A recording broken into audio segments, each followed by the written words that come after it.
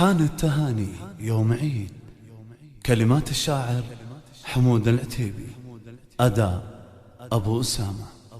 يا الله يا الرب الكريم، ونبتدي وانت العظيم، انت الاله انت الرحيم، وطاعتك اكبر نصيب. حان التهاني يوم عيد، نجدد افراح وقصيد، للقريب وللبعيد. اليوم